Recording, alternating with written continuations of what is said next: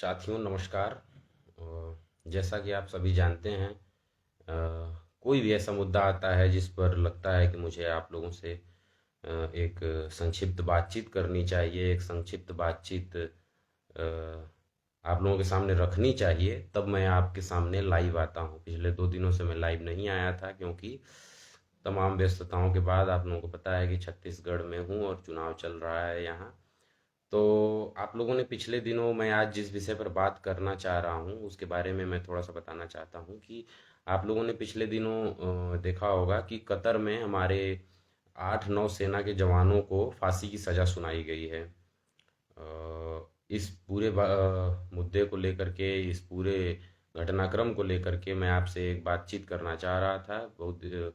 जब ये खबर आई थी तभी मैं चाहता था कि आप लोगों के साथ जुड़ूं, लेकिन व्यस्तताओं के बाद नहीं जुड़ पाया था। लेकिन आज मैं जुड़ा हूं और इस पर बातचीत करेंगे कि क्या है वो पूरा मामला, और क्यों हमारे 8 सैनिकों को कतर में फांसी की सज़ा सुनाई जा रही है। भारत सरकार जो है वो क्या कर रही है इस पूरे मामले पर, या पहले फांसी की सजा सुनाए जाने से पहले ये भारत सरकार, मोदी सरकार क्या कर रही थी।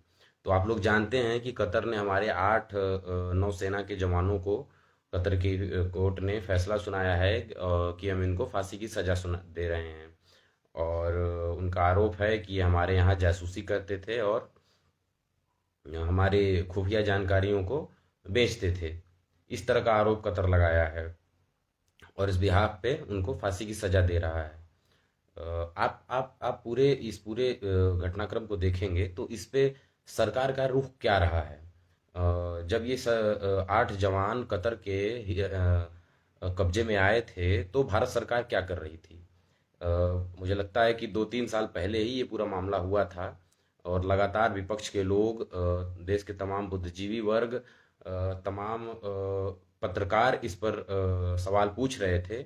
जो पत्रकार इस देश के लोकतंत्र में विश्वास करते हैं, जो इस देश के संविधान में विश्वास करते हैं, जो इस देश के सेना में विश्वास करते हैं, वो लगातार भारत सरकार से सवाल पूछ रहे थे, लेकिन भारत सरकार मौन थी।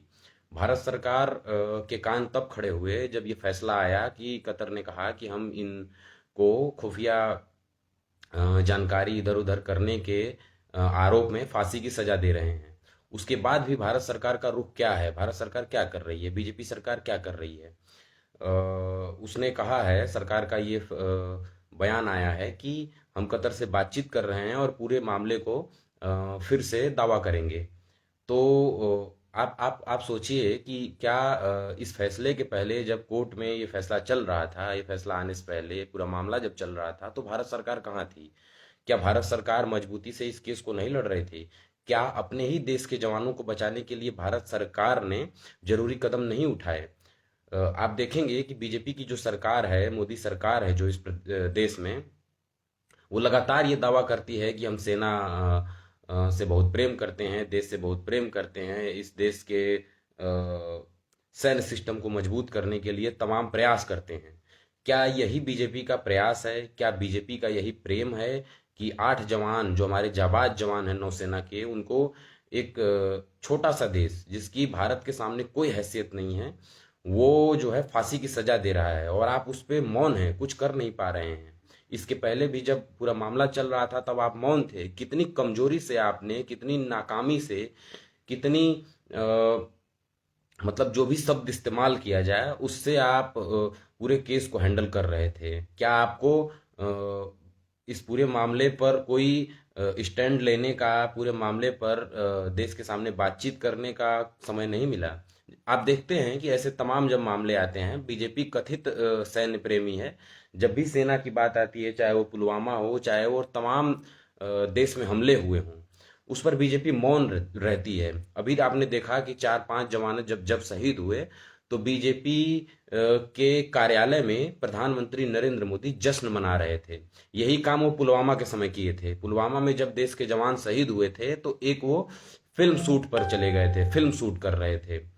तो इनकी अगंभीरता सैन्य के प्रति, सेना के प्रति, जो हमारे देश के प्रहरी हैं, जो 24 घंटे जग करके हमारे देश की रक्षा करते हैं, विदेशी ताकतों से रक्षा करते हैं, देश के दुश्मनों से रक्षा करते हैं, उनकी रक्षा करने के लिए भारत सरकार इतना कमजोर साबित हो सकती है।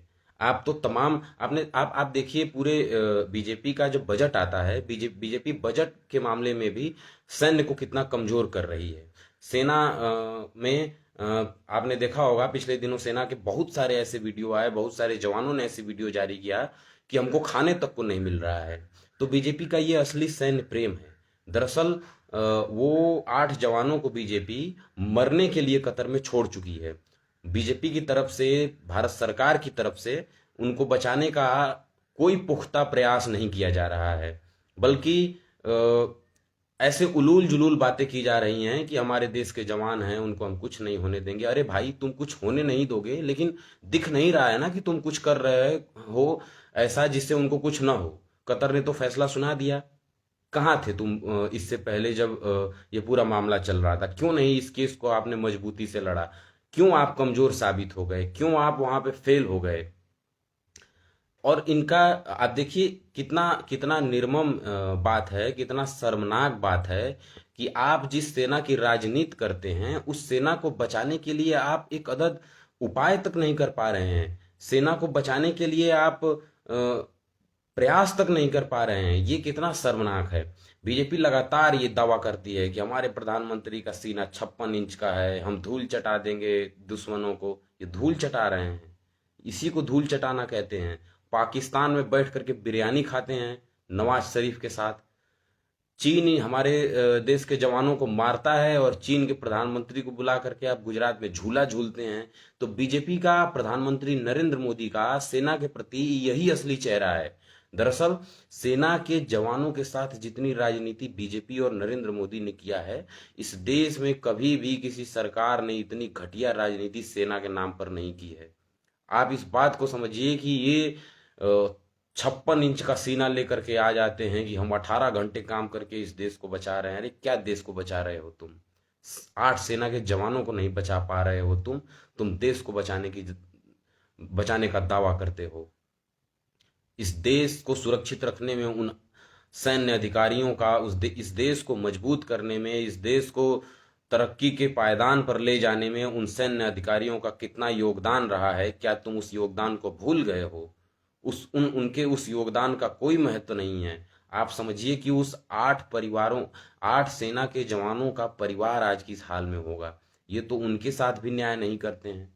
ये ओपीएस बंद कर दिए, जिसमें बहुत सारे पैरामिलिट्री फोर्स के जो जवान शहीद हो जाते हैं उनको अब पेंशन तक नहीं देते हैं। इन्हीं की सरकार ने बंद किया, बहाल नहीं कर पा रहे हैं ओपीएस का सिस्टम।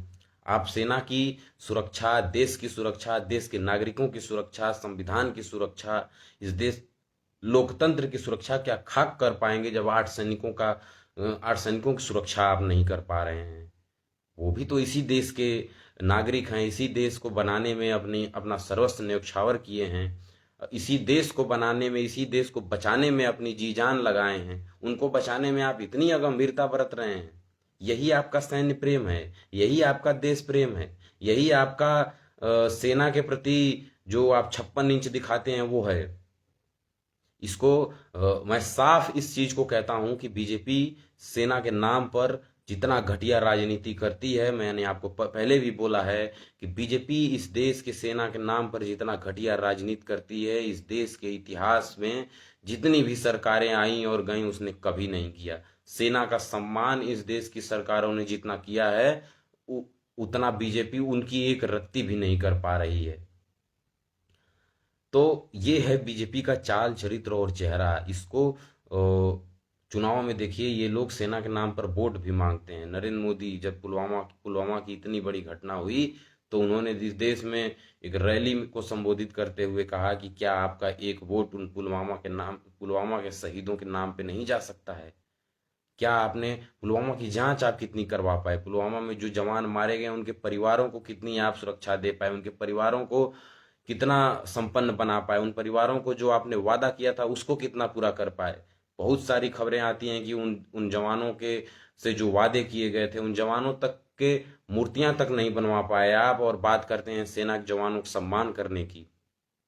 पुलवामा, इनके इनके लोग, आरएसएस और बीजेपी के लोग हमारे देश के सेना के खुफिया जानकारियों को दुश्मन देशों में के हाथों में सौंप देते हैं, बेच देते हैं।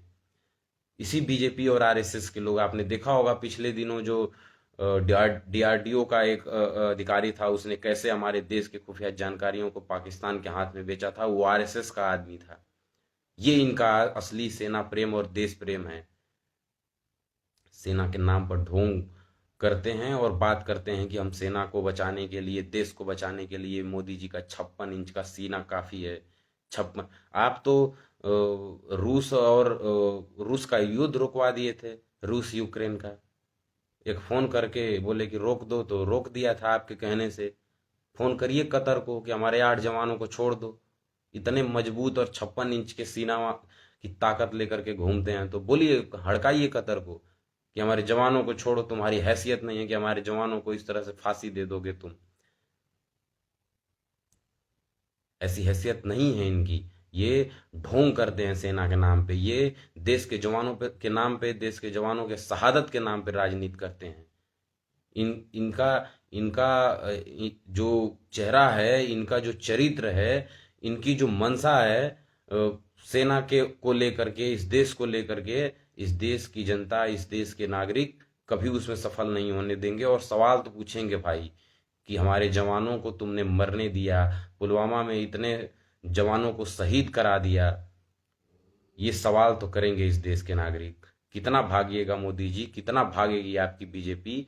56 इंच का सीना लेकर के अगर आप इतना एक अदद काम नहीं कर पा रहे हैं, तो आपके और आपके इस काम पर देश की जनता लानत भेजती है आपको।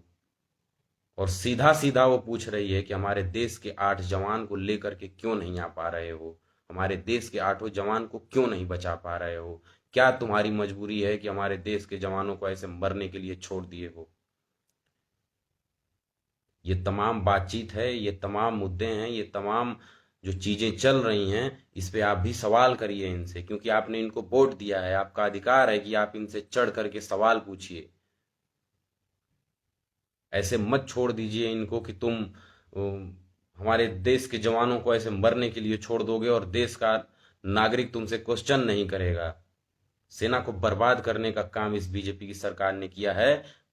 इसी देश में सेना में 60 साल की नौकरी मिलती थी और सेना को बर्बाद करने के लिए इस बीजेपी जैसी सरकार ने अग्निवीर लाया। आपने देखा होगा पिछले दिनों पंजाब में एक लड़का, अग्निवीर का लड़का शहीद हो गया। सम्मान देने तक बीजेपी का कोई आदमी नहीं गया। इस देश सेना से लोग सम्मान देने नहीं आए, ऐसे ही उसकी लाशों को भेज दिया गया था।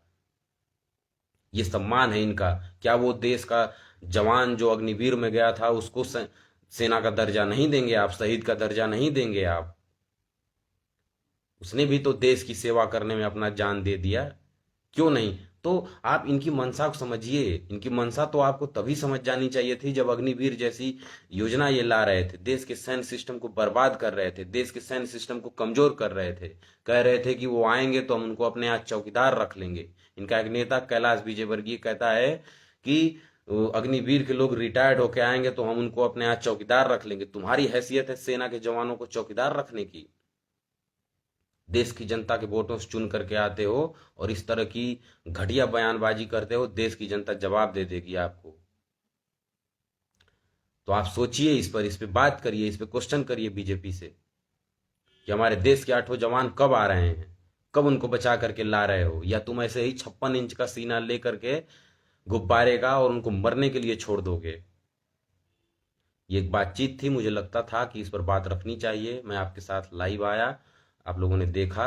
मैं चाहता हूं कि इस वीडियो को आप ज़्यादा से ज़्यादा शेयर करिए। आपकी क्या राय है कमेंट में लिख करके बताइए, और वीडियो को लाइक करिए, ज़्यादा से ज़्यादा इसको शेयर करिए ताकि लोग जागरूक हों, लोग इस पर क्वेश्चन करें बीजेपी से। बहुत बहुत धन्यवाद।